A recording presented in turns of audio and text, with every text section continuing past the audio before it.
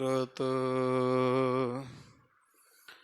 ਅਜੂਨੀ ਸੈਭੰ ਗੁਰ ਪ੍ਰਸਾਦ। ਜਪ ਆਦਿ ਸੱਚ ਜੁਗਾਦ ਸੱਚ।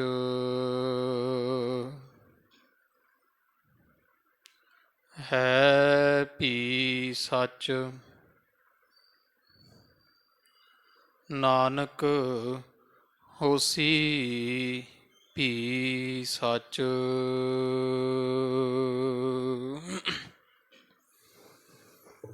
ਸ਼੍ਰੀ ਨਾਨਕ ਪਾਦ ਪੰਕਜ ਬੰਦਨ ਪਾਦ ਪੰਕਜ ਬੰਦਨ।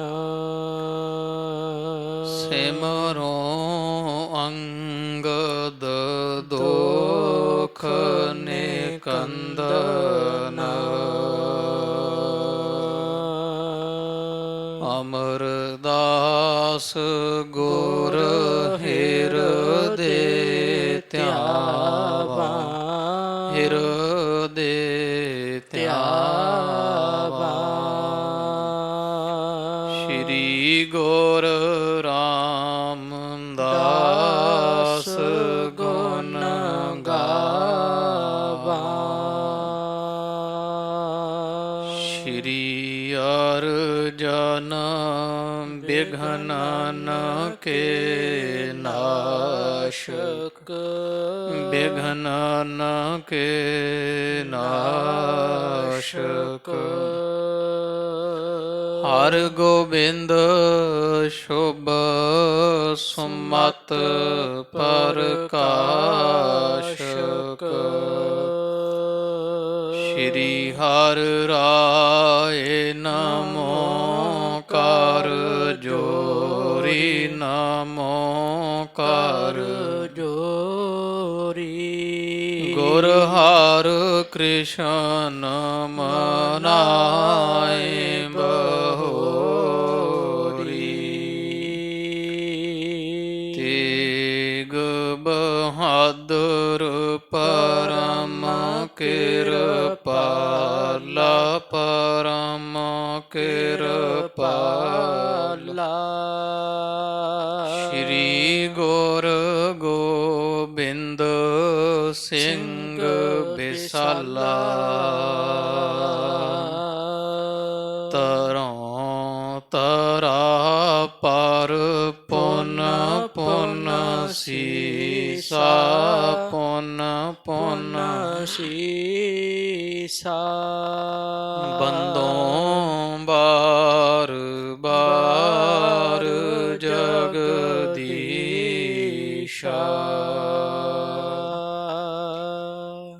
ਜਿਸ ਮਹਿ ਅੰਮ੍ਰਿਤ ਗਿਆਨ ਹੈ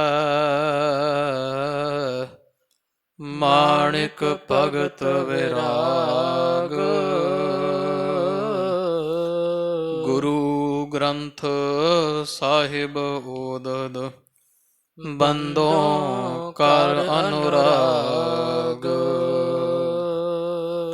ਸ਼੍ਰੀ ਗੁਰ ਸ਼ਬਦ ਕਮਾਏ ਜਿਨ ਜੀਤੇ ਪੰਚ ਬਿਕਾਰ। ਤਿਨ ਸੰਤਨ ਕੋ ਬੰਦਨਾ ਸਿਰ ਚਰਨਨ ਪਰ ਤਾਰ। ਤਿਨ ਸੰਤਨ ਕੋ ਬੰਦਨਾ ਸਿਰ ਚਰਨਨ ਪਰ ਤਾਰ।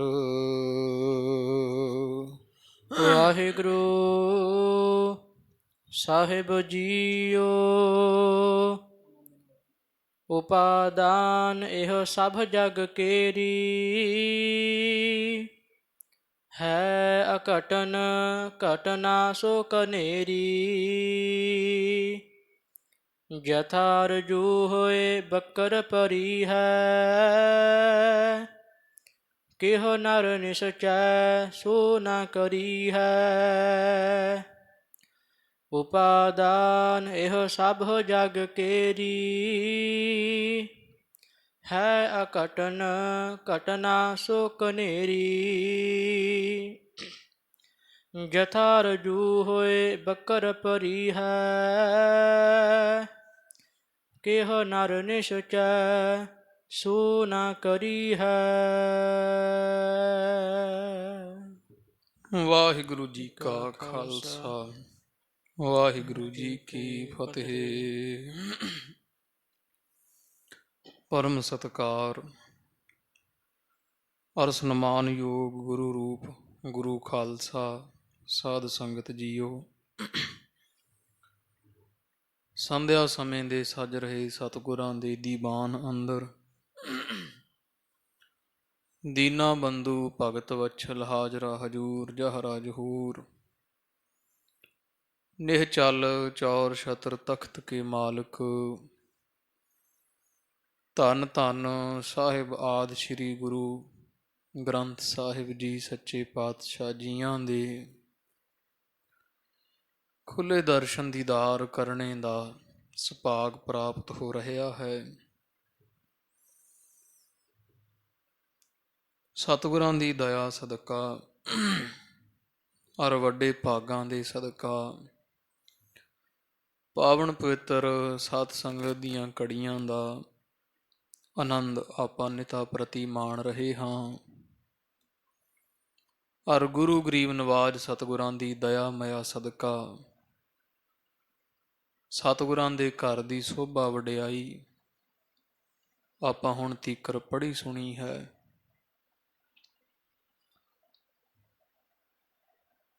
ਸਤਿਗੁਰਾਂ ਦੀ ਪਾਵਨ ਪਵਿੱਤਰ ਅੰਮ੍ਰਿਤ ਰੂਪ ਗਾਥਾ ਆਪ ਕੰਮਾਂ ਕਾਰਾਂ ਨੂੰ ਸੰਕੋਚਦੇ ਹੋਏ ਨਿਤਾ ਪ੍ਰਤੀ ਸ਼ਰਵਣ ਕਰਕੇ ਆਪਣਾ ਮਨੁੱਖਾ ਜਾਮਾ ਸਵਾਸਾਂ ਰੂਪ ਪੂੰਜੀ ਨੂੰ ਸਫਲਿਆਂ ਬਣਾਉਂਦੇ ਹੋ। ਧੰਨ ਸਾਹਿਬ ਸ੍ਰੀ ਗੁਰੂ ਅਰਜਨ ਦੇਵ ਜੀ ਮਹਾਰਾਜ ਦੇ ਪਾਵਨ ਪਵਿੱਤਰ ਦਰ ਘਰ ਦਾ ਪ੍ਰਸੰਗ ਜਥਾ ਪਿਛਲੇ ਦੀਵਾਨ ਵਿੱਚ ਆਪਾਂ ਸੁਣਿਆ ਵਿਚਾਰਿਆ ਹੈ। ਸਤਿਗੁਰਾਂ ਜਦੋਂ ਸੰਤੋਖਸਰ ਸਾਹਿਬ ਅੰਮ੍ਰਿਤਸਰ ਦੀ ਪਾਵਨ ਧਰਤੀ ਤੇ ਇਸ ਸਰੋਵਰ ਦੀ ਸੇਵਾ ਆਰੰਭ ਕਰਵਾਈ ਹੈ, ਬੇਅੰਤ ਸਿੱਖਾਂ ਨੇ ਇਸ ਸੇਵਾ ਵਿੱਚ ਹਿੱਸਾ ਪਾ ਕਰਕੇ ਔਰ ਗੁਰੂ ਗਰੀਬ ਨਵਾਜ ਸੱਚੇ ਪਾਤਸ਼ਾਹ ਜੀਆਂ ਦੇ ਦਰ ਘਰ ਤੋਂ ਖੁਸ਼ੀਆਂ ਪ੍ਰਾਪਤ ਕੀਤੀਆਂ। ਬੜੇ ਤਨ ਮਨ ਧਨ ਕਰਕੇ ਸਿੱਖ ਸੰਗਤਾਂ ਨੇ ਸੇਵਾਵਾਂ ਕੀਤੀਆਂ ਹਨ। ਤੋ ਇਸੇ ਤਰ੍ਹਾਂ ਸੇਵਾ ਕਰਦਿਆਂ ਕਰਵਾਉਂਦਿਆਂ ਜਦੋਂ ਸੰਤੋਖਸਰ ਸਾਹਿਬ ਦਾ ਸਰੋਵਰ ਥੋੜ੍ਹਾ ਡੂੰਘਾ ਪੱਟਿਆ ਗਿਆ, ਵਿੱਚੋਂ ਇੱਕ ਮੱਠ ਵਿੱਚੋਂ ਕੋਈ ਪੁਰਾਣਾ ਬੈਠਾ ਹੋਇਆ ਜੋਗੀ, ਉਹ ਸੰਗਤਾਂ ਨੇ ਜਦੋਂ ਵੇਖਿਆ ਹੈ, ਸਤਿਗੁਰਾਂ ਨੂੰ ਜਾ ਬੇਨਤੀ ਕੀਤੀ। ਉਹ ਮਹਾਰਾਜ ਜੀਆਂ ਨੂੰ ਜਿਵੇਂ ਮੱਠ ਵਿੱਚੋਂ ਕੱਢਿਆ। ਉਹ ਕਥਾ ਆਪਾਂ ਪਿੱਛੇ ਦੀਵਾਨ ਵਿੱਚ ਸੁਣ ਰਹੇ ਸੀ। ਉਹਨੂੰ ਹੋਸ਼ ਵਿੱਚ ਲਿਆਉਣਾ, ਕਸਤੂਰੀ ਆਦਿਕ ਦੀ ਗਰਮੈਸ਼ ਦੇ ਕੇ ਉਹਨੇ ਫਿਰ ਸੱਚੇ ਪਾਤਸ਼ਾਹ ਜੀਆਂ ਨੂੰ ਫਿਰ ਬੇਨਤੀ ਰੂਪ ਸਵਾਲ ਕੀਤਾ ਵੀ ਮਹਾਰਾਜ ਸੰਸਾਰ ਦੀ ਹਾਲਤ ਦੱਸੋ ਵੀ ਝੂਠਾ ਹੈ ਕਿ ਸੱਚਾ ਹੈ। ਜੇ ਸੰਸਾਰ ਝੂਠਾ ਹੈ ਤਾਂ ਫਿਰ ਚੰਗਾ ਕਿਉਂ ਲੱਗਦਾ ਹੈ, ਜੇਕਰ ਸੰਸਾਰ ਸੱਚਾ ਹੈ ਫਿਰ ਨਾਸ਼ ਕਿਉਂ ਹੁੰਦਾ ਹੈ, ਜੋ ਅੱਜ ਹੈ ਉਹ ਕੱਲ੍ਹ ਕਿਉਂ ਨਹੀਂ ਰਹਿੰਦਾ। ਤੇ ਹੋਰ ਬੇਅੰਤ ਪ੍ਰਸ਼ਨਾਂ ਦੇ ਫਿਰ ਉੱਤਰ ਸੱਚੇ ਪਾਤਸ਼ਾਹ ਜੀਆਂ ਨੂੰ ਪ੍ਰਮਾਣ ਦੇ ਦੇ ਕੇ ਬਖਸ਼ਿਸ਼ ਕੀਤੀ ਸੀ ਵੀ ਜਿਵੇਂ ਬਾਜੀਗਰ ਨੇ ਬਾਜੀ ਪਾਈ ਹੁੰਦੀ ਹੈ, ਇਕੱਲਾ ਬਾਜੀਗਰ ਹੀ ਉਹਦੇ ਵਿੱਚ ਸੱਚਾ ਹੁੰਦਾ, ਬਾਕੀ ਸਾਰਾ ਕੁਝ ਮਿਥਿਆ ਹੁੰਦਾ ਹੈ, ਝੂਠ ਹੁੰਦਾ ਹੈ। ਤੋ ਫਿਰ ਮਹਾਰਾਜ ਨੇ ਦੱਸਿਆ ਕਿ ਸੰਸਾਰ ਸੱਚ ਕਿਵੇਂ ਭਾਸਦਾ ਹੈ, ਵੀ ਹੈ ਤਾਂ ਬ੍ਰਹਮ ਰੂਪ ਪਰਮੇਸ਼ਰ ਰੂਪ, ਪਰ ਸਾਡੇ ਅਗਿਆਨ ਕਰਕੇ ਸੰਸਾਰ ਸਾਨੂੰ ਹੋਰ ਤਰ੍ਹਾਂ ਦਾ ਨਾਨਾਵਤ ਭਾਸਦਾ ਹੈ। ਜਿਵੇਂ ਸੋਨੇ ਦੇ ਵਿੱਚ ਗਹਿਣੇ ਬਣ ਜਾਣ, ਫਿਰ ਉਹ ਕੜਾ, ਵੰਗ, ਛਾਪ ਆਦਿਕ ਉਪਾਧੀ ਧਾਰ ਲੈਂਦੇ ਐ। ਵਾਸਤਵ ਰੂਪ ਵਿੱਚ ਹੁੰਦਾ ਉਹਨਾਂ ਵਿੱਚ ਸੋਨਾ ਹੀ ਹੈ, ਪਰ ਉਪਾਧੀ ਧਾਰਨ ਕਰਕੇ ਕੋਈ ਕੜਾ ਬਣ ਜਾਂਦਾ, ਕੋਈ ਛਾਪ ਮੁੰਦਰੀ ਆਦਿਕ ਬਣ ਜਾਂਦਾ। ਇਸ ਤਰ੍ਹਾਂ ਹੀ ਇਹ ਜੀਵ ਬਣੇ ਹੋਏ ਆ ਛੋਟੇ ਵੱਡੇ, ਜਿਵੇਂ ਸੋਨੇ ਵਿੱਚ ਗਹਿਣੇ ਬਣਦੇ ਆ। ਫਿਰ ਮਹਾਰਾਜ ਨੇ ਇੱਕ ਰੁੱਖ ਦਾ ਪ੍ਰਮਾਣ ਦਿੱਤਾ ਵੀ ਜਿਵੇਂ ਬੀਜ ਹੁੰਦਾ, ਧਰਤੀ ਵਿੱਚ ਬੀਜ ਦਿਓ, ਵੱਡਾ ਹੋ, ਜਦੋਂ ਪੁੰਗਰਦਾ ਵੱਡਾ ਹੋ ਕੇ ਕਿੱਡਾ ਵੱਡਾ ਰੁੱਖ ਬਣ ਜਾਂਦਾ। ਕਿਧਰੇ ਫਲ, ਡਹਿਣੀਆਂ, ਡਹਿਣੇ ਲੱਗੇ ਫਿਰਦੇ ਆ, ਪਰ ਅੰਤਲੇ ਸਮੇਂ ਵੇਖੋ ਫਿਰ ਉਹ ਫਲ ਲੱਗਦਾ ਜਦੋਂ ਜਿਹੜਾ ਬੀਜ ਬੀਜਿਆ ਸੀ ਰੁੱਖ ਦੇ, ਉਸ ਦੇ ਫਲ ਤੋਂ ਉਹੀ ਬੀਜ ਫਿਰ ਨਿਕਲ ਆਉਂਦਾ। ਇਸ ਤਰ੍ਹਾਂ ਪਰਮੇਸ਼ਰ ਹੈ, ਜਿਵੇਂ ਰੁੱਖ ਦਾ ਆਦਿ ਵੀ ਬੀਜ ਹੁੰਦਾ ਤੇ ਰੁੱਖ ਦਾ ਅੰਤਲੇ ਸਮੇਂ ਫਲ ਤੋਂ ਬਾਅਦ ਵੀ ਬੀਜ ਹੁੰਦਾ। ਸੰਸਾਰ ਜਦੋਂ ਨਹੀਂ ਸੀ ਉਦੋਂ ਵੀ ਪਰਮੇਸ਼ਰ ਸੀ, ਸੰਸਾਰ ਹੁਣ ਹੈ, ਹੁਣ ਵੀ ਪਰਮੇਸ਼ਰ ਹੈ। ਪਰ ਜਿਵੇਂ ਬੀਜ ਵਿਗੜ ਕੇ ਰੁੱਖ ਬਣ ਜਾਂਦਾ, ਪਰਮੇਸ਼ਰ ਉਹ ਸਾਡੇ ਅਗਿਆਨ ਕਰਕੇ ਸਾਨੂੰ ਆ ਸਾਰਾ ਕੁਝ ਪਾਸਦਾ। ਤੇ ਜਦੋਂ ਪਰਮੇਸ਼ਰ ਇਹ ਸੰਸਾਰ ਨਹੀਂ ਰਹੇਗਾ ਉਦੋਂ ਵੀ ਪਰਮੇਸ਼ਰ ਹੀ ਹੋਵੇਗਾ। ਜਿਵੇਂ ਰੁੱਖ ਤੋਂ ਪਹਿਲਾਂ ਵੀ ਬੀਜ, ਬਾਅਦ ਵਿੱਚ ਵੀ ਬੀਜ ਹੁੰਦਾ। ਇਸ ਤਰ੍ਹਾਂ ਦੇ ਪ੍ਰਮਾਣ ਸਤਿਗੁਰਾਂ ਫਿਰ ਦੇ ਦੇ ਕੇ ਸਮਝਾਇਆ। ਫਿਰ ਜਿਵੇਂ ਪਾਣੀ ਵਿੱਚ ਲਹਿਰਾਂ ਵੇਖਣ ਨੂੰ ਅੱਡ ਪ੍ਰਤੀਤ ਹੁੰਦੀਆਂ, ਪਰ ਹੁਣ ਲਹਿਰਾਂ ਜਿਹੜੀਆਂ ਉਹ ਪਾਣੀ ਦੇ ਵਿੱਚ ਹੀ ਹੈ, ਲਹਿਰਾਂ ਪਾਣੀ ਵਿੱਚ ਹੈ, ਪਾਣੀ ਲਹਿਰਾਂ ਦੇ ਵਿੱਚ ਹੈ। ਇਸ ਤਰ੍ਹਾਂ ਜੀਵ ਪਰਮੇਸ਼ਰ 'ਚ ਹੈ ਤੇ ਪਰਮੇਸ਼ਰ ਜੀਵ ਦੇ ਵਿੱਚ ਹੈ। ਅੰਦਰ ਵੀ ਹੈ ਆਤਮਾ ਰੂਪ, ਬਾਹਰ ਆ ਜੋ ਦਿਸਦਾ ਇਹ ਵੀ ਪਰਮੇਸ਼ਰ ਹੀ ਹੈ। ਇਸ ਤਰ੍ਹਾਂ ਦੀ ਕੁਝ ਵਿਚਾਰ ਸਤਿਗੁਰਾਂ ਉਹ ਜੋਗੀ ਤਾਈਂ ਦੱਸੀ ਸੀ। ਫਿਰ ਅੱਗੇ ਮਹਾਰਾਜ ਜੀ ਫਿਰ ਦੱਸਦੇ ਹੈ ਵੀ ਇਹ ਸੰਸਾਰ ਹੈ ਤਾਂ ਬ੍ਰਹਮ, ਪਰ ਇਹ ਸੰਸਾਰ ਇਸ ਤਰ੍ਹਾਂ ਕਿਉਂ ਲੱਗਦਾ ਹੈ, ਨਾਨਾਵਤ ਕਿਉਂ ਭਾਸਦਾ ਹੈ, ਵੱਖਰਾ ਵੱਖਰਾ ਕਿਉਂ ਪ੍ਰਤੀਤ ਹੁੰਦਾ ਹੈ। ਉਹਦੇ ਵਾਸਤੇ ਫਿਰ ਮਹਾਰਾਜ ਨੇ ਦੱਸਿਆ ਕਿ ਇਹ ਜੋਗੀ, ਇਹ ਮਾਇਆ ਹੈ, ਮਾਇਆ ਦੇ ਪ੍ਰਭਾਵ ਕਰਕੇ ਇਹ ਸੰਸਾਰ ਬ੍ਰਹਮ ਤੋਂ ਸੰਸਾਰ ਭਾਸਦਾ ਹੈ ਕੁਝ ਹੋਰ ਤੇ ਲੱਗਦਾ ਕੁਝ ਹੋਰ ਹੈ। ਉਹ ਇਹ ਮਹਾਰਾਜ ਜੀ ਨੇ ਦੱਸਿਆ ਵੀ ਇਉਂ ਹੈ ਵੀ ਮਾਇਆ ਦੀਆਂ ਦੋ ਸ਼ਕਤੀਆਂ ਹੁੰਦੀਆਂ, ਤੇ ਇੱਕ ਜਿਹੜੀ ਸ਼ਕਤੀ ਹੁੰਦੀ ਹੈ ਉਹ ਹੈ ਆਵਰਣ, ਤੇ ਇੱਕ ਸ਼ਕਤੀ ਜਿਹੜੀ ਹੈ ਉਹ ਵਿਖੇਪਤਾ ਦੀ ਹੈ। ਤੇ ਇਸ ਤਰ੍ਹਾਂ ਦਾ ਇਹ ਵਿਚਾਰ ਮਹਾਰਾਜ ਕਹਿੰਦੇ ਵੀ ਜਿਹੜੀ ਆਪਦੇ ਸਰੂਪ ਨੂੰ ਲੁਕਾ ਦੇਵੇ, ਤੁਹਾਨੂੰ ਆਪਦਾ ਪਤਾ ਨਾ ਲੱਗੇ ਵੀ ਮੈਂ ਵਾਸਤਵ ਵਿੱਚ ਹੈ ਕਿ ਮੈਂ ਪਰਮੇਸ਼ਰ ਦਾ ਰੂਪ ਮਨ ਤੂੰ ਜੋਤ ਸਰੂਪ ਹੈ, ਉਹਨੂੰ ਪਤਾ ਹੀ ਨਹੀਂ ਲੱਗਣ ਦਿੰਦੀ। ਸਾਡੇ ਅੰਤঃਕਰਨ ਤੇ ਉਹ ਪਰਦਾ ਪਾ ਰੱਖਦੀ ਹੈ, ਸਾਨੂੰ ਆਪਦਾ ਪਤਾ ਹੀ ਨਹੀਂ ਲੱਗਦਾ ਵੀ ਅਸੀਂ ਸਰੀਰ ਨਹੀਂ, ਅਸੀਂ ਆਤਮਾ ਪਰਮੇਸ਼ਰ ਦੀ ਅੰਸ਼ ਹਾਂ। ਜਿਹਨੇ ਤੁਹਾਡਾ ਆਪਦਾ ਸਰੂਪ ਢੱਕਿਆ ਹੋਇਆ ਉਹ ਆਵਰਣ ਹੈ। ਤੇ ਜਿਹੜੀ ਨਾਨਾਵਤ ਵਿਖਾਰੀ ਬਾਹਰ ਸੰਸਾਰ ਆ, ਵੱਖਰਾ ਆ, ਗੋਰਾ ਹੈ, ਕਾਲਾ, ਇਹਦੀ ਜਾਤ ਹੋਰ ਹੈ, ਵੱਡਾ ਹੈ, ਛੋਟਾ ਹੈ, ਜੀਵ ਵੱਖਰੇ ਵੱਖਰੇ ਭਾਸਦੇ ਹੈ, ਉਹਨਾਂ ਵਿੱਚ ਪਰਮੇਸ਼ਰ ਨਹੀਂ ਦਿਸਦਾ। ਉਹ ਵਿਖੇਪਤਾ ਦੀ ਸ਼ਕਤੀ ਹੈ, ਮਾਇਆ ਦੀ ਵਿਖੇਪ ਸ਼ਕਤੀ ਹੈ, ਵਿਖੇਪ ਸ਼ਕਤੀ ਹੈ। ਤੋ ਇਹਨਾਂ ਦੋਵਾਂ ਸ਼ਕਤੀਆਂ ਨੇ ਸਾਰਾ ਸੰਸਾਰ, ਮਾਇਆ ਨੇ ਇਹਨਾਂ ਸ਼ਕਤੀਆਂ ਦੇ ਬਲ ਨਾਲੋਂ ਸਾਰਾ ਸੰਸਾਰ ਬਣਾਇਆ ਹੋਇਆ। ਉਹ ਸਾਰੀ ਕਥਾ ਕੁਝ ਰਹਿੰਦਾ ਪ੍ਰਸੰਗ ਅੱਗੇ ਆਵੇਗਾ। ਜੋਗੀ ਨੂੰ ਮਹਾਰਾਜ ਨੇ ਐਸਾ ਪਾਵਨ ਪਵਿੱਤਰ ਉਪਦੇਸ਼ ਬਖਸ਼ਿਸ਼ ਕੀਤਾ, ਤੇ ਇਹ ਜੋਗੀ ਫਿਰ ਇੱਥੇ ਸੰਤੋਖਸਰ ਸਾਹਿਬ ਦਾ ਜਿੱਥੇ ਸਰੋਵਰ ਹੈ ਉੱਥੇ ਹੀ ਫਿਰ ਬ੍ਰਹਮਰੰਦਰ ਨਾੜੀ ਰਾਹੀਂ ਉਹ ਪ੍ਰਾਣਾਂ ਨੂੰ ਦਸਮ ਦੁਆਰ ਵਿੱਚੋਂ ਜੀ ਫੋੜ ਕਰਕੇ ਤੇ ਪਰਮੇਸ਼ਰ ਦੇ ਪਾਸ ਸੱਚਖੰਡ ਪਹੁੰਚਿਆ ਸੀ। ਤੋ ਇਸ ਕਰਕੇ ਜੇ ਹੁਣ ਆਪਾਂ ਨੂੰ ਕੋਈ ਪੁੱਛੇ ਵੀ ਸੰਤੋਖਸਰ ਸਾਹਿਬ ਸਰੋਵਰ ਅੰਮ੍ਰਿਤਸਰ ਸਾਹਿਬ ਸ਼ਹਿਰ ਵਿੱਚ ਇਹਦਾ ਨਾਮ ਸੰਤੋਖਸਰ ਕਿਉਂ ਹੈ, ਉਹਦੀ ਬਾਬਤ ਫਿਰ ਗਿਆਨੀ ਗਿਆਨ ਸਿੰਘ ਦੀਆਂ ਤਵਾਰੀਖ ਗੁਰੂ ਖਾਲਸਾ ਵਿੱਚ ਇਉਂ ਲਿਖਿਆ ਕਿ ਜਿਹੜਾ ਇਹ ਜੋਗੀ ਨਿਕਲਿਆ ਦਾ ਨਾਮ ਸੰਤੋਖ ਨਾਮ ਜੋਗੀ ਸੀ। ਸੰਤੋਖਾ ਜੋਗੀ ਕਹੋ, ਸੰਤੋਖ ਜੋਗੀ ਆਖੋ। ਵੀ ਇਹ ਸੰਤੋਖ ਜੋਗੀ ਇਸ ਸਰੋਵਰ ਦੀ ਖੁਦਾਈ ਵੇਲੇ ਮੱਠ ਚੋਂ ਨਿਕਲਿਆ ਹੋਣ ਕਰਕੇ ਤੇ ਇਸ ਸਰੋਵਰ ਦਾ ਨਾਮ ਫਿਰ ਸੱਚੇ ਪਾਤਸ਼ਾਹ ਜੀਆਂ ਸੰਤੋਖਸਰ ਸਾਹਿਬ ਰੱਖਿਆ ਸੀ ਉਸ ਜੋਗੀ ਦੀ ਯਾਦ ਵਿੱਚ, ਕਿਉਂਕਿ ਸਤਿਯੁਗ ਦਾ ਬੈਠਾ ਬਹੁਤ ਜਿਹੜਾ ਉਹ ਬੰਦਗੀ ਵਾਲਾ ਇਹ ਜੋਗੀ ਸੀ, ਬੜੀ ਅਵਸਥਾ ਸੀ ਇਸ ਦੀ। ਉਹ ਇੱਥੇ ਕਵੀ ਸੰਤੋਖ ਸਿੰਘ ਸਾਹਿਬ ਦੀਆਂ ਚਾਹੇ ਦੇ ਨਾਮ ਦਾ ਜ਼ਿਕਰ ਨਹੀਂ ਕੀਤਾ, ਪਰ ਪ੍ਰਚਲਿਤ ਇਉਂ ਹੀ ਮੰਨਿਆ ਜਾਂਦਾ ਵੀ ਸੰਤੋਖੇ ਨਾਮ ਜਾਂ ਸੰਤੋਖ ਨਾਮੇ ਜੋਗੀ ਇਸ ਸਰੋਵਰ ਦੀ ਖੁਦਾਈ ਵੇਲੇ ਮੱਟ ਵਿੱਚੋਂ ਨਿਕਲਿਆ ਸੀ, ਜਿਸ ਕਰਕੇ ਸਰੋਵਰ ਦਾ ਨਾਮ ਸੰਤੋਖਸਰ ਸਾਹਿਬ ਹੈ। ਇਹ ਅੰਮ੍ਰਿਤਸਰ ਸਾਹਿਬ ਸ਼ਹਿਰ ਦੀ ਪਾਵਨ ਪਵਿੱਤਰ ਧਰਤੀ ਤੇ ਇਹ ਸਰੋਵਰ, ਜਿਹੜੇ 5 ਸਰੋਵਰ ਸਤਿਗੁਰਾਂ ਲਗਵਾਏ ਸਨ, ਉਹਨਾਂ ਸਰੋਵਰਾਂ ਵਿੱਚੋਂ ਪਹਿਲਾ ਸਰੋਵਰ ਸੰਤੋਖਸਰ ਸਾਹਿਬ ਦਾ ਹੈ।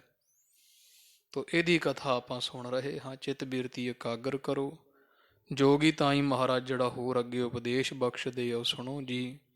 ਆਖੋ ਜੀ ਸਤਨਾਮ ਸ਼੍ਰੀ ਵਾਹਿਗੁਰੂ ਸਾਹਿਬ ਜੀ। ਸਤਨਾਮ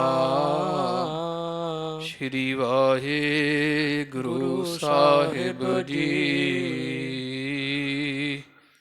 ਉਪਾਦਾਨ ਇਹ ਸਭ ਜਗ ਕੇਰੀ। ਮਹਾਰਾਜ ਕਹਿੰਦੇ ਹੈ ਜੋਗੀ ਜੀ, ਮਾਇਆ ਦੀਆਂ 2 ਸ਼ਕਤੀਆਂ, ਇੱਕ ਵਿਖੇਪ ਹੈ, ਇੱਕ ਆਵਰਣ ਹੈ। ਇਹ ਸਾਰੇ ਸੰਸਾਰ ਦਾ ਉਪਾਦਾਨ ਕਾਰਨ ਹਨ। ਭਾਵ ਜਿਵੇਂ ਉਹ ਹੁੰਦਾ ਹੈ ਘੜੇ ਦਾ ਉਪਾਦਾਨ ਕਾਰਨ ਮਿੱਟੀ ਹੈ, ਤੇ ਇਸ ਤਰ੍ਹਾਂ ਇਹ ਸੰਸਾਰ ਦਾ ਉਪਾਦਾਨ ਕਾਰਨ, ਪੈਦਾ ਹੋਣ ਦਾ ਕਾਰਨ ਇਹ ਮਾਇਆ ਹੈ ਅਕਟਨ ਘਟਨਾ ਸੋ ਕਨੇਰੀ। ਤੇ ਮਾਇਆ ਜਿਹੜੀ ਅਣਬਣਤ ਹੈ, ਭਾਵ ਜਿਹੜੀ ਨਹੀਂ ਬਣਨ ਵਾਲੀ ਚੀਜ਼ ਉਹਨੂੰ ਵੀ ਬਣਾਉਣ ਵਾਲੀ ਇਹੋ ਜੀ ਪ੍ਰਬਲ ਮਾਇਆ ਹੈ। ਜਥਾ ਰਜੂ ਹੋਏ ਬੱਕਰ ਪਰੀ ਤੇ ਹੈ। ਉਹ ਫਿਰ ਸਵਾਲ ਕਰਦਾ ਵੀ ਮਹਾਰਾਜ ਐ ਕਿਵੇਂ ਹੋ ਸਕਦਾ ਵੀ ਸੰਸਾਰ ਬ੍ਰਹਮ ਹੋਵੇ ਤੇ ਸਾਨੂੰ ਦਿਸੇ ਨਾ। ਫਿਰ ਜੇ ਸੰਸਾਰ ਤੁਸੀਂ ਕਹਿੰਦੇ ਹੋ ਵੀ ਪਰਮੇਸ਼ਰ ਹੈ ਸਭ ਪਾਸੇ, ਜਿੰਨਾ ਕੁਝ ਦਿਸਦਾ ਬ੍ਰਹਮ ਹੈ, ਪਰਮੇਸ਼ਰ ਹੈ। ਜੇ ਪਰਮੇਸ਼ਰ ਹੈ ਫਿਰ ਮਹਾਰਾਜ ਦਿਸਦਾ ਕਿਉਂ ਨਹੀਂ? ਸੰਸਾਰ ਫਿਰ ਜਿਵੇਂ ਦਾ ਹੈ ਇਵੇਂ ਦਾ ਲੱਗਦਾ ਕਿਉਂ ਨਹੀਂ? ਜੇ ਬ੍ਰਹਮ ਹੈ ਸੰਸਾਰ ਫਿਰ ਬ੍ਰਹਮ ਲੱਗੇ। ਇਹ ਤਾਂ ਹੋਰ ਹੀ ਕੁਝ ਦਿਸਦਾ, ਨਾਨਾਵਤ, ਕੋਈ ਵੱਡਾ ਛੋਟਾ, ਜਾਤ ਭੇਦ ਦਿਸ ਰਹੇ ਹੈ, ਰੂਪ ਰੰਗ। ਤਾਂ ਮਹਾਰਾਜ ਕਹਿੰਦੇ ਉਹ ਐਂ ਆ ਵੀ ਜਿਸ ਤਰ੍ਹਾਂ ਰੱਸੀ ਹੁੰਦੀ ਹੈ, ਕੋਈ ਰੱਸੀ ਦਿਨੇ ਪਈ ਹੋਵੇ ਟੇਢੀ ਮੇਢੀ ਸੱਪ ਵਾਂਗੂ, ਵਲ ਪਾ ਕੇ ਰੱਸੀ ਪਈ ਹੋਵੇ, ਇਹ ਨਰ ਨਿਸਚੈ ਸੋ ਨਾ ਕਰੀ ਤੇ ਹੈ। ਕਿਸੇ ਨਰ ਨੇ ਉਹ ਦਿਨੇ ਖਿਆਲ ਨਾ ਕੀਤਾ ਵੀ ਇੱਥੇ ਰੱਸੀ ਪਈ ਹੈ, ਇਹ ਨਿਸ਼ਚਾ ਨਾ ਕੀਤਾ ਰਾਤ ਵੇਲੇ। ਬਿਨ ਜਾਣੇ ਰਜੂ ਤਿਸ ਕਾਲ। ਜਦੋਂ ਰੱਸੀ ਦਾ ਹਨੇਰਾ ਪਿਆ ਤੇ ਰੱਸੀ ਜਿਹੜੀ ਹੈ ਬਿਨਾਂ ਜਾਣੇ ਤੋਂ, ਬਿਨਾਂ ਸਮਝੇ ਤੋਂ ਜਿਹੜੀ ਰੱਸੀ ਹੁੰਦੀ ਹੈ, ਲਖਿਓ ਸਰਪ ਇਹ ਪਰਿਓ ਕਰਾਲ। ਉਹ ਕਿਸੇ ਨੇ ਵੇਖ ਕੇ ਰਾਤ ਸਮੇਂ ਦਿਨੇ ਰੱਸੀ ਆ, ਉਹੀ ਰੱਸੀ ਰਾਤ ਨੂੰ ਸੱਪ ਲੱਗਣ ਲੱਗ ਜਾਂਦੀ ਹਨੇਰੇ ਕਰਕੇ। ਤੋ ਕਿਸੇ ਨੇ ਵੇਖ ਕੇ ਉਹ ਰੱਸੀ ਨੂੰ, ਵਲ ਪਈ ਨੂੰ ਵੇਖ ਕੇ ਆਖਿਆ ਵੀ ਇਹ ਤਾਂ ਬੜਾ ਭਿਆਨਕ ਸੱਪ ਪਿਆ ਹੋਇਆ ਹੈ। ਰਾਜੋ ਤਿਸ਼ਟਾਨ ਪਾਏ ਅਗਿਆਨ। ਇਹ ਜਾਣੋ ਜੋਗੀ ਜੀ, ਜਿਹੜੀ ਰੱਸੀ ਹੈ ਨਾ ਉਹ ਅਗਿਆਨ ਦਾ, ਹਨੇਰੇ ਦਾ ਤਿਸ਼ਟਾਨ ਆਸਰੇ ਨੂੰ ਕਹਿੰਦੇ ਆ। ਹਨੇਰੇ ਦਾ ਆਸਰਾ ਰੱਸੀ ਪਾ ਕਰਕੇ ਕਾਰਜ ਕੀਨੋ ਸਰਪ ਮਹਾਨ। ਹਨੇਰੇ ਦੇ ਆਸਰੇ ਵੇਖੋ ਰੱਸੀ ਨੇ ਸੱਪ ਦਾ ਕੰਮ ਕਰ ਦਿੱਤਾ। ਇਨ ਬਿਨ ਸੱਪ ਲੱਗਣ ਲੱਗ ਜਾਂਦੀ ਹੈ। ਤਿਮ ਮਾਇਆ ਤਿਸ਼ਟਾਨ ਤੁਰੰਤ। ਤੇ ਐਸੇ ਤਰ੍ਹਾਂ ਹੀ ਇਹ ਜੋਗੀ ਜੀ ਜਿਹੜੀ ਮਾਇਆ ਹੈ ਨਾ, ਇਹਨੇ ਵੀ ਆਸਰਾ ਧਰਿਆ ਹੋਇਆ ਹੈ। ਬ੍ਰਹਮ ਆਸਰੈ ਵਿਸ਼ੈ ਕੁਰੰਤ। ਇਹਨੇ ਬ੍ਰਹਮ ਦਾ ਆਸਰਾ ਧਾਰ ਕੇ ਤੇ ਆ ਸੰਸਾਰ ਬਣਾ ਦਿੱਤਾ। ਵੀ ਭਾਵ ਹੁਣ ਰੱਸੀ ਤੇ ਹਨੇਰੇ ਦਾ ਆਸਰਾ ਲੈ ਕੇ ਰੱਸੀ ਸੱਪ ਬਣ ਜਾਂਦੀ ਹੈ, ਮਾਇਆ ਨੇ ਪਰਮੇਸ਼ਰ ਦਾ ਆਸਰਾ ਲੈ ਕੇ ਤੇ ਸੰਸਾਰ ਬਣਾ ਦਿੱਤਾ ਹੈ। ਭਾਵ ਵੀ ਸੱਪ ਜ਼ਰੂਰ ਝੂਠ ਹੈ, ਭੁਲੇਖਾ ਹੈ, ਪਰ ਸੱਪ ਦਿਸਦਾ ਕਿਉਂ? ਅਕਸਰ ਰੱਸੀ ਤਾਂ ਹੈ ਨਾ। ਜੇ ਰੱਸੀ ਹੋਈ ਨਾ ਹੋਵੇ ਤੇ ਫਿਰ ਕਿਵੇਂ ਦਿਸੇ? ਫਿਰ ਕਿਵੇਂ ਪਤਾ ਲੱਗੇ ਵੀ ਇੱਥੇ ਸੱਪ ਹੈ ਜੇ ਰੱਸੀ ਹੋਈ ਨਾ ਹੋਵੇ? ਵੀ ਕੁਝ ਤਾਂ ਸੱਚ ਹੈ, ਸੱਚ ਤੋਂ ਭੁਲੇਖਾ ਪੈ ਕੇ ਫਿਰ ਵਿਗੜ ਕੇ ਹੋਰ ਕੁਝ ਬਣ ਗਿਆ। ਇਸ ਤਰ੍ਹਾਂ ਬ੍ਰਹਮ ਸੱਚ ਹੈ, ਤੇ ਮਾਇਆ ਨੇ ਭੁਲੇਖਾ ਐਸਾ ਪਾਇਆ ਵੀ ਬ੍ਰਹਮ ਨੂੰ ਸੰਸਾਰ ਬਣਾ ਕਰਕੇ ਵਿਖਾ ਦਿੱਤਾ ਹੈ। ਜਥਾ ਤਿਮਰ ਹੋਏ ਕੋਸ਼ਟ ਅੰਤਰ। ਤੇ ਜਿਵੇਂ ਕੋਈ ਕਹਿੰਦੇ ਆ ਮਹਾਰਾਜ ਵੀ ਕੋਠਾ ਹੋਵੇ ਉਹਦੇ ਅੰਦਰ ਹਨੇਰਾ ਹੁੰਦਾ ਹੈ। ਕੋਠਾ ਆਸਰੈ ਤਾਹਿ ਨਿਰੰਤਰ। ਤੇ ਹੁਣ ਵੇਖੋ ਵੀ ਜਿਹੜਾ ਹਨੇਰਾ ਹੈ, ਹਨੇਰਾ ਕੋਠੇ ਦੇ ਅੰਦਰ ਰਹਿੰਦਾ ਹੈ, ਕਮਰੇ ਦੇ ਅੰਦਰ ਹਨੇਰਾ ਹੁੰਦਾ ਹੈ, ਪਰ ਹਨੇਰਾ ਰਹਿੰਦਾ ਵੀ ਕਮਰੇ ਦੀ ਆਸਰੇ। ਜੇ ਕਮਰੇ ਦਾ ਦਰਵਾਜ਼ਾ ਹੋਵੇ ਕੋਈ ਕੰਧ ਪਾਸੇ ਕੱਢ ਦਿਓ, ਖੋਲ੍ਹ ਦਿਓ ਤੇ ਵੇਖ ਲਓ, ਫਿਰ ਉੱਥੇ ਹਨੇਰਾ ਨਹੀਂ ਰਵੇਗਾ। ਵੀ ਹਨੇਰਾ ਰਹਿੰਦਾ ਵੀ ਕਮਰੇ 'ਚ ਹੈ ਤੇ ਹੁੰਦਾ ਵੀ ਕਮਰੇ ਦੇ ਆਸਰੇ ਹੈ। ਬਿਨ ਕੋਸ਼ਟ ਅੰਧਕਾਰ ਨਹੀਂ ਹੈ। ਕਿਉਂਕਿ ਕੋਠੇ ਤੋਂ ਬਿਨਾ, ਕਮਰੇ ਤੋਂ ਬਿਨਾ ਹਨੇਰਾ ਨਹੀਂ ਹੋਵੇਗਾ। ਜਾਂ ਤੈ ਆਸ਼ਰੈ ਤਾਹੇ ਉਹੀ ਹੈ। ਤੇ ਇਸੇ ਤਰ੍ਹਾਂ ਉਹੀ ਆਸਰਾ ਹੈ, ਭਾਵ ਕਮਰੇ ਦਾ ਆਸਰਾ ਵੀ ਉਹੀ ਹੈ, ਉਹਦਾ ਹਨੇਰੇ ਦਾ ਕਮਰਾ, ਤੇ ਰਹਿੰਦਾ ਵੀ ਕਮਰੇ ਦੇ ਵਿੱਚ ਹਨੇਰਾ ਹੈ। ਪੁਨ ਸੋ ਤਿਮਰ ਫੈਲਤ ਹੈ ਨਹੀਂ ਕੋ। ਤੇ ਇਸੇ ਤਰ੍ਹਾਂ ਫਿਰ ਵੇਖੋ, ਫਿਰ ਤਹਿ ਹੀ ਕੋ, ਉੱਥੇ ਹੀ ਹਨੇਰਾ ਫੈਲਦਾ ਹੈ। ਹਨੇਰੇ ਦਾ ਫੈਲਾਅ ਵੀ ਕਮਰੇ ਦੇ ਵਿੱਚ ਹੀ ਹੁੰਦਾ, ਉਹਦੀਆਂ ਕੰਧਾਂ ਆਦਿਕ ਢੱਕ ਲੈਂਦਾ ਹੈ। ਵਿਸ਼ੈ ਕਰਤ ਤਿਸ ਕੋਸ਼ਟ ਹੀ ਤੇ ਕੋ। ਉਹ ਕੋਠੇ ਦੇ ਆਸਰੇ ਹਨੇਰਾ ਹੁੰਦਾ, ਕੋਠੇ ਦੇ ਵਿੱਚ ਰਹਿੰਦਾ, ਤੇ ਕੋਠੇ ਦੀ ਵਿੱਚ ਹੀ ਹਨੇਰਾ ਕਰਕੇ ਉਹਦੀਆਂ ਕੰਧਾਂ ਆਦਿਕ ਢੱਕ ਦਿੰਦਾ, ਹਨੇਰਾ ਉਥੇ ਦਿਸਣੋਂ ਹਟਾ ਦਿੰਦਾ ਹੈ। ਛਾਦ ਲੇਤ ਚਹੂ ਓਰਨ ਮਾਹੇ। ਉਸ ਕਮਰੇ ਕੋਠੇ ਨੂੰ ਚਾਰੇ ਪਾਸਿਓਂ ਅੰਦਰੋਂ ਢੱਕ ਲੈਂਦਾ ਹੈ, ਲੁਕਾ ਦਿੰਦਾ ਹੈ। ਜਿਸ ਤੇ ਦ੍ਰਿਸ਼ਟ ਪਰਤ ਹੈ ਨਾਹੇ। ਜਿਸ ਕਰਕੇ ਕੁਝ ਵੀ ਉਸ ਕਮਰੇ ਵਿੱਚ ਦਿਖਾਈ ਨਹੀਂ ਦਿੰਦਾ ਹੈ। ਤਥਾ ਬ੍ਰਹਮ ਕੋ ਮਾਇਆ ਜਾਨ। ਇਸੇ ਤਰ੍ਹਾਂ ਜਿਹੜਾ ਹੈ ਨਾ, ਇਹ ਮਾਇਆ, ਇਹ ਬ੍ਰਹਮ ਦਾ ਆਸਰਾ ਲਿਆ ਹੋਇਆ। ਬ੍ਰਹਮ ਤੇ ਮਾਇਆ ਨੂੰ ਜਾਣ ਲੈ, ਵੀ ਮਾਇਆ ਬ੍ਰਹਮ ਦੇ ਵਿੱਚ ਹੀ ਹੈ, ਪਰ ਉਹ ਐ ਵੀ ਲੈ ਕੇ ਆਸਰਾ ਬ੍ਰਹਮ ਦਾ ਮਾਇਆ, ਆਪਣੇ ਅੰਦਰ ਜਿਹੜਾ ਬ੍ਰਹਮ ਹੈ ਉਹਦਾ ਆਸਰਾ ਮਾਇਆ ਨੇ ਲਿਆ ਹੋਇਆ, ਜਾਂ ਸੰਸਾਰ ਵਿੱਚ ਜਿਹੜਾ ਬ੍ਰਹਮ ਹੈ ਗੁਪਤ ਰੂਪ ਅੰਦਰ, ਉਹਦਾ ਆਸਰਾ ਮਾਇਆ ਲੈ ਕੇ ਰਹਿੰਦੀ ਬ੍ਰਹਮ 'ਚ ਹੀ ਹੈ, ਤੇ ਬ੍ਰਹਮ ਨੂੰ ਹੀ ਲੁਕਾ ਦਿੰਦੀ ਹੈ। ਜਿਵੇਂ ਕਮਰੇ ਨੂੰ ਹਨੇਰਾ ਕਮਰੇ ਦੇ ਵਿੱਚ ਰਹਿੰਦਾ, ਇਸੇ ਦੀ ਆਸਰੇ ਹਨੇਰਾ ਹੁੰਦਾ ਹੈ, ਤੇ ਉਸੇ ਨੂੰ ਹੀ ਲੁਕਾ ਦਿੰਦਾ ਹੈ। ਆਸ਼ਰੈ ਵਿਸ਼ੈ ਕਰਤ ਬੁੱਧਵਾਨ। ਇਸ ਤਰ੍ਹਾਂ ਜਿਹੜੇ ਬੁੱਧਵਾਨ ਲੋਕ ਹੈ, ਬੁੱਧੀਜੀਵੀ ਜਾਂ ਬੁੱਧਵਾਨ ਗਿਆਨਵਾਨ ਹੈ, ਉਹ ਇਸ ਤਰ੍ਹਾਂ ਵਿਸ਼ੇ ਕਰਦੇ, ਜਾਂ ਇਹ ਨਿਸ਼ਚੈ ਕੀਤਾ ਹੋਇਆ ਵੀ ਮਾਇਆ ਬ੍ਰਹਮ ਦੇ ਆਸਰੇ ਰਹਿੰਦੀ ਹੈ ਤੇ ਬ੍ਰਹਮ ਨੂੰ ਹੀ ਲੁਕਾ ਦਿੰਦੀ ਹੈ। ਜਬ ਅਗਿਆਨ ਸਕਾਰਜ ਸਾਰੇ। ਤੇ ਜਦੋਂ ਅਗਿਆਨ ਹੁੰਦਾ ਹੈ, ਸਹਿਤ ਕਾਰਜ ਸਾਰੇ ਹੀ।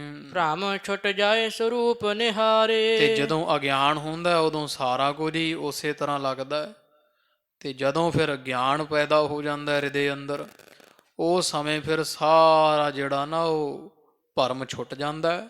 ਗਿਆਨ ਦੇ ਨਾਲ ਭਰਮ ਨਾਸ਼ ਹੋ ਜਾਂਦਾ ਹੈ, ਤੇ ਆਪਦਾ ਸੁੱਧ ਸਰੂਪ ਜਿਹੜਾ ਬ੍ਰਹਮ ਹੈ ਉਹ ਵੇਖ ਲਈਦਾ ਹੈ।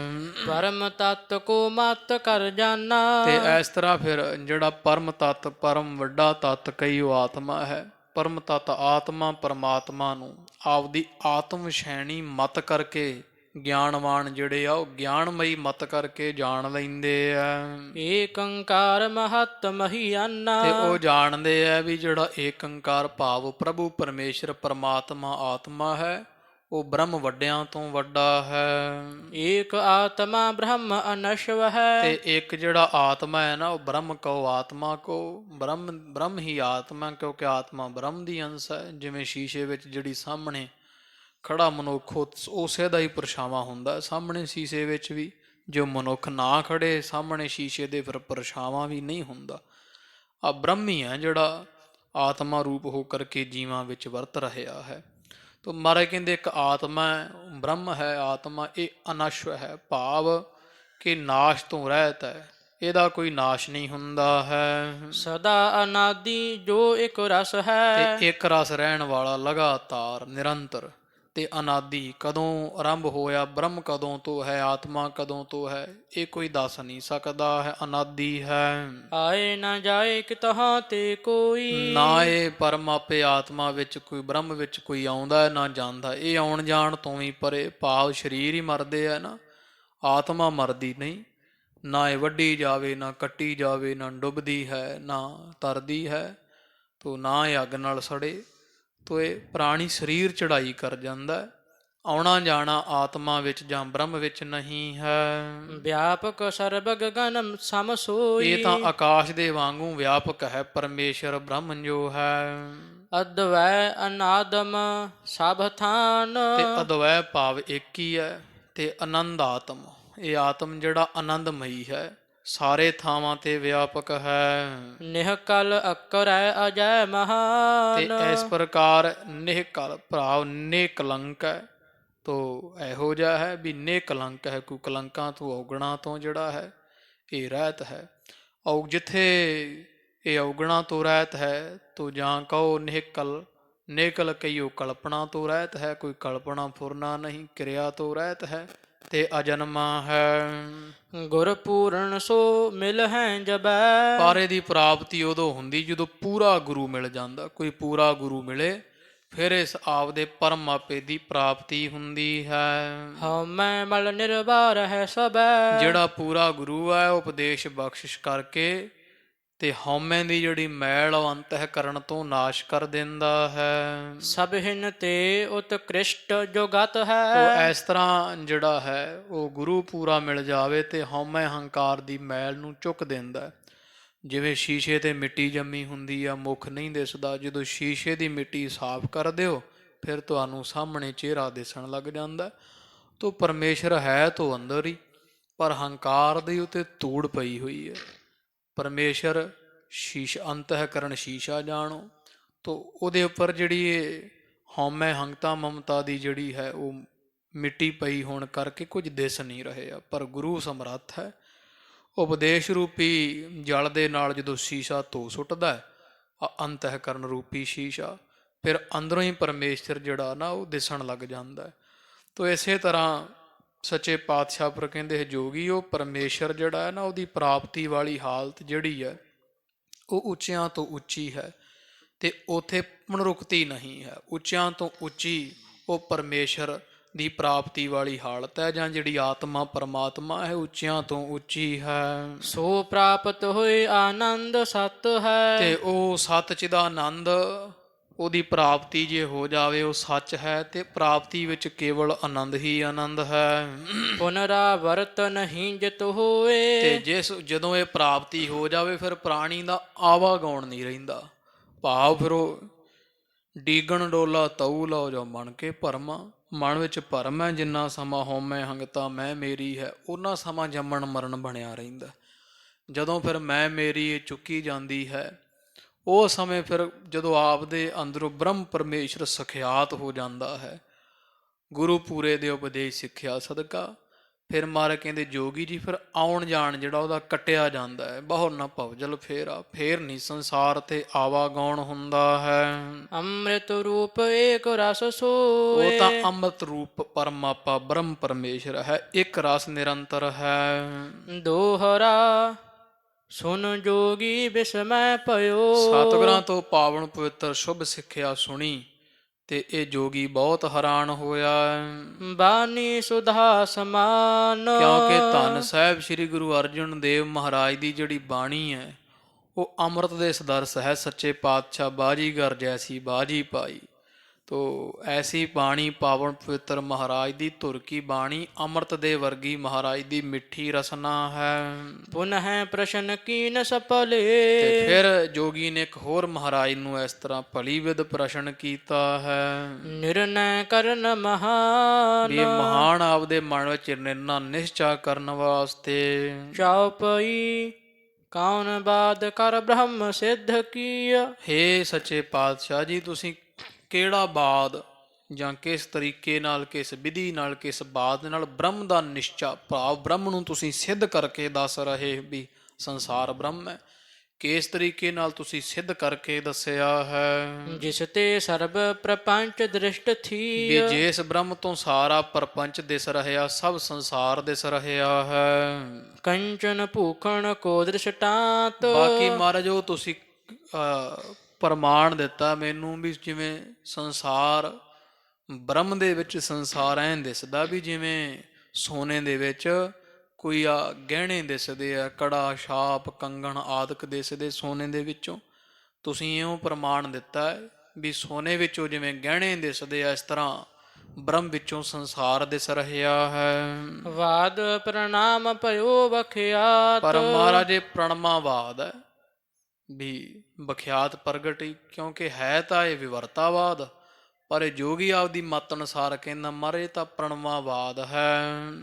ਹੇਮ ਪ੍ਰਣਾਮਿਓ ਨਿਜ ਆਕਾਰ। ਕਿਉਂਕਿ ਸੋਨਾ ਜਿਹੜਾ ਉਹ ਆਪਦੇ ਸਰੂਪ ਨੂੰ ਜਦੋਂ ਬਦਲ ਲੈਂਦਾ ਗਹਿਣਾ ਰੂਪ ਹੋ ਜਾਂਦਾ ਹੈ। ਪ੍ਰਣਵਾਵਾਦ ਹੁੰਦਾ ਹੈ ਜਿਵੇਂ ਸੰਗਤ ਜੀ ਕੋਈ ਜਿਵੇਂ ਦੁੱਧ ਹੈ, ਦੁੱਧ ਰੂਪ ਬਦਲ ਕੇ ਦਹੀਂ ਬਣ ਜਾਂਦਾ ਹੈ, ਉੱਥੋਂ ਲੱਸੀ ਬਣੇ ਜਾਂ ਕਹੋ ਬਣ ਜਾਂਦਾ ਮੱਖਣ ਗਰਮ ਕਰੋ ਤੇ ਦੇਸੀ ਘਿਓ ਇਹ ਬਣ ਜਾਂਦਾ ਹੈ। ਰੂਪ ਦੁੱਧ ਨੇ ਬਦਲ ਕੇ ਕਿੱਥੋਂ ਤੀਕਰ ਆ ਗਿਆ, ਪਰ ਜੇ ਦਹੀਂ ਦਾ ਦੁੱਧ ਬਣਾਉਣਾ ਹੋਵੇ ਨਹੀਂ ਬਣੇਗਾ। ਜੇ ਘਿਓ ਦਾ ਫਿਰ ਦੁਬਾਰਾ ਮੱਖਣ ਬਣਾਉਣਾ ਹੋਵੇ, ਮੱਖਣ ਦਾ ਦਹੀਂ, ਲੱਸੀ ਦਾ ਦਹੀਂ ਬਣਾਉਣਾ ਹੈ ਤੇ ਉਸੇ ਦਹੀਂ ਨੂੰ ਦੁੱਧ ਬਣਾਉਣਾ ਹੋਵੇ ਨਹੀਂ ਬਣੇਗਾ। ਭਾਵ ਇੱਕ ਵਾਰੀ ਕੋਈ ਵਸਤੂ ਆਪਦਾ ਰੂਪ ਬਦਲ ਲਵੇ ਫਿਰ ਦੁਬਾਰਾ ਉਸ ਰੂਪ ਵਿੱਚ ਨਾ ਆਵੇ, ਉਹਨੂੰ ਪ੍ਰਣਮਾਵਾਦ ਕਹਿੰਦੇ ਆ। ਇੱਕ ਵਿਵਰਤਾਵਾਦ ਹੁੰਦਾ ਹੈ।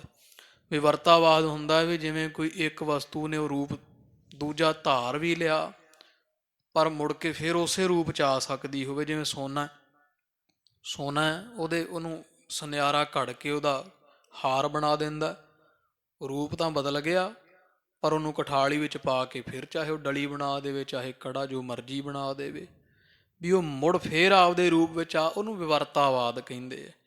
ਹੁਣ ਇੱਥੇ ਮਹਾਰਾਜ ਨੇ ਜੋ ਪ੍ਰਮਾਣ ਦਿੱਤਾ ਹੈ ਤਾਂ ਵਿਵਰਤਾਵਾਦ, ਪਰ ਭੁਲੇਖੇ ਨਾਲ ਇਹ ਜੋਗੀ ਕਹਿੰਦਾ ਮਹਾਰਾਜ ਇਹ ਤਾਂ ਤੁਸੀਂ ਵਿਖਿਆਤ ਪ੍ਰਗਟ ਹੀ ਮਹਾਰਾਜ ਪ੍ਰਣਵਾਵਾਦ ਇਹ ਪ੍ਰਮਾਣ ਪ੍ਰਤੱਖ ਦਿੱਤਾ ਵੀ ਜਿਵੇਂ ਸੋਨੇ ਦਾ ਮੈਨੂੰ ਤੁਸੀਂ ਪ੍ਰਮਾਣ ਦਿੱਤਾ ਵੀ ਸੋਨਾ ਬਦਲ ਜਾਂਦਾ ਹੈ, ਪਰ ਮਹਾਰਾਜ ਇਹ ਤਾਂ ਵਿਵਰਤਾਵਾਦ ਨਾ ਹੋਇਆ, ਤਾਂ ਪ੍ਰਣਵਾਵਾਦ ਹੋਇਆ ਹੈ। ਹੇਮ ਪ੍ਰਣਾਮਿਓ ਨਿਜ ਆਕਾਰ। ਵੀ ਜਦੋਂ ਜਿਹੜਾ ਸੋਨਾ ਹੈ ਉਹ ਆਪਦਾ ਆਕਾਰ ਬਦਲ ਲੈਂਦਾ ਹੈ। ਕੰਕਨ ਕੁੰਡਲਾਦ ਅਲੰਕਾਰ। ਤੇ ਆਕਾਰ ਬਦਲ ਕੇ ਹੁਣ ਸੋਨੇ ਦੀ ਡਲੀ ਆਪਦੇ ਆਕਾਰ ਬਦਲ ਕੇ ਸੰਚਿਆਂ 'ਚ ਪੈ ਕੇ ਉਹ ਸੋਨੇ ਦੀ ਡਲੀ ਹੁੰਦੀ ਆ, ਕੋਈ ਉਹ ਜਿਹੜਾ ਹੈ ਸੁਨਿਆਰਾ ਨੂੰ ਕੰਗਣ ਬਣਾ ਦਿੰਦਾ, ਕੜੇ ਗਹਿਣੇ ਆਦਿਕ ਬਣਿਆ ਫਿਰਦਾ ਹੈ। ਬ੍ਰਹਮ ਪ੍ਰਣਾਮ ਹੋਤ ਪਾਤ ਐਸੇ। ਤੇ ਐਸੇ ਇਹ ਪ੍ਰਮਾਣ ਤੁਸੀਂ ਦਿੱਤਾ ਕਿ ਮਹਾਰਾਜ ਫਿਰ ਬ੍ਰਹਮ ਜਿਹੜਾ ਪਰਮੇਸ਼ਰ ਹੈ ਵੀ ਫਿਰ ਪ੍ਰਣਮਾਵਾਦ ਵਿੱਚ ਹੀ ਆ ਜਾਂਦਾ ਹੈ, ਭਾਵ ਰੂਪ ਬਦਲ ਕੇ ਫਿਰ ਉਸੇ ਰੂਪ 'ਚ ਨਹੀਂ ਆਉਂਦਾ ਹੈ। ਜਗਤ ਚਰਾਚਰ ਉਪਜਿਉ ਐਸੇ। ਤੇ ਐਸੇ ਤਰ੍ਹਾਂ ਹੀ ਫਿਰ ਤੁਹਾਡਾ ਅਰਥ ਹੈ ਵੀ ਸੰਸਾਰ ਪੈਦਾ ਹੋਇਆ ਹੈ। ਜਿਸ ਮਾਇਆ ਕੋ ਆਪ ਬਤਾਵਾ। ਬਾਕੀ ਜਿਹੜੀ ਮਾਇਆ ਦੀ ਬਾਬਤ ਮਹਾਰਾਜ ਆਪ ਦੱਸ ਰਹੇ ਹੋ ਸੋ ਝੂਠੀ ਕੈ ਸਾਚ ਜਨਾਵਾ। ਉਹ ਮਹਾਰਾਜ ਦੱਸੋ ਵੀ ਤੁਸੀਂ ਝੂਠੀ ਜਣਾਈ ਆ ਕਿ ਸੱਚੀ ਇਹ ਨਹੀਂ ਦੱਸਿਆ ਵੀ ਮਾਇਆ ਜਿਹੜੀ ਵਰਤ ਰਹੀ ਆ। ਮਾਇਆ ਸਾਧ ਸੰਗਤ ਜੀ ਫਿਰ ਇੱਥੇ ਵੀ ਭੁਲੇਖਾ ਨਹੀਂ ਖਾਣਾ ਵੀ ਮਾਇਆ ਉਹ ਧਨ ਨੂੰ ਦੌਲਤ ਨੂੰ ਆਖਿਆ ਹੈ। ਮਾਇਆ ਦੇ ਬੇਅੰਤ ਰੂਪ ਹੈ। ਮਤ ਦੇਖ ਭੂਲਾ ਵੀਸਰਾ ਤੇਰਾ ਚਿਤ ਨਾ ਆਵੇ ਨਾਉ। ਜਿਹਨੇ ਸਾਨੂੰ ਪਰਮੇਸ਼ਰ ਭੁਲਾਇਆ ਉਹ ਹਰ ਵਸਤੂ ਮਾਇਆ ਹੈ। ਮਾਇਆ ਦਾ ਹੀ ਇਹ ਸੰਸਾਰ ਪੈਦਾ ਹੋਇਆ ਵੀ ਮਾਇਆ ਉਹ ਧਨ ਤੋਂ ਨਹੀਂ ਜਾਣਨੀ। ਤੋ ਜੋਗੀ ਕਹਿੰਦਾ ਮਹਾਰਾਜ ਜਿਹੜੀ ਪਰਮੇਸ਼ਰ ਦੀ ਮਾਇਆ ਹੈ ਇਹ ਪਰਛਾਈ ਹੈ, ਮਹਾ ਮਾਇਆ ਹੈ ਤਿਸ ਕੀ ਛਾਇਆ। ਪ੍ਰਭੂ ਦੇ ਪਰਛਾਵੇਂ ਨੂੰ ਮਾਇਆ ਕਹਿੰਦੇ ਜਿਹਦੇ ਨਾਲ ਸੰਸਾਰ ਚੱਲ ਰਿਹਾ। ਜੋਗੀ ਕਹਿੰਦਾ ਮਹਾਰਾਜ ਜਿਹੜੀ ਮਾਇਆ ਤੁਸੀਂ ਦੱਸੀ ਹੈ ਝੂਠੀ ਹੈ ਕਿ ਸੱਚੀ ਜਣਾਈ ਹੈ। ਬ੍ਰਹਮ ਸਰੂਪ ਬਿਲੋਕਿਓ ਕੈਸੇ। ਤੇ ਇੱਕ ਇਹ ਦੱਸੋ ਮਹਾਰਾਜ ਵੀ ਆਪ ਦਾ ਤੁਸੀਂ ਕਿਹਾ ਵੀ ਜੀਵ ਦੇ ਅੰਦਰ ਹੀ ਬ੍ਰਹਮ ਪਰਮੇਸ਼ਰ ਹੈ, ਫਿਰ ਉਹ ਪਰਮੇਸ਼ਰ ਦਿਸੇਗਾ ਕਿਵੇਂ ਸਖਿਆਤ ਹੋਵੇਗਾ। ਸੂਖਮ ਤੇ ਸੂਖਮ ਕਹਿ ਐਸੇ। ਜਿਹੜਾ ਤੁਸੀਂ ਸੂਖਮ ਤੇ ਸੂਖਮ ਪਰਮੇਸ਼ਰ ਭਾਵ ਅਣੂਆਂ ਤੋਂ ਵੀ ਸੂਖਮ ਆਖਿਆ ਹੈ। ਮਹਾਪੁਰਖ ਜੋਗੀ ਤੇ ਸੁਨ ਕੈ। ਜਿਹੜਾ ਮਹਾਨ ਪੁਰਖ ਜਿਹੜਾ ਬੜਾ ਬੰਦਗੀ ਵਾਲਾ ਜੋਗੀ ਸੰਤੋਖਾ ਹੈ, ਇਸ ਜੋਗੀ ਤੋਂ ਸਤਿਗੁਰਾਂ ਸੁਣ ਕਰਕੇ ਉੱਤਰ ਦੀਨ ਸਤਿਗੁਰ ਗੁਣ ਕੈ। ਮਹਾਰਾਜ ਸੱਚੇ ਪਾਤਸ਼ਾਹ ਜੀ ਬੜਾ ਵਿਚਾਰਸ਼ੀਲ ਉੱਤਰ ਸਤਿਗੁਰੂ ਦੇ ਰਹੇ ਆ।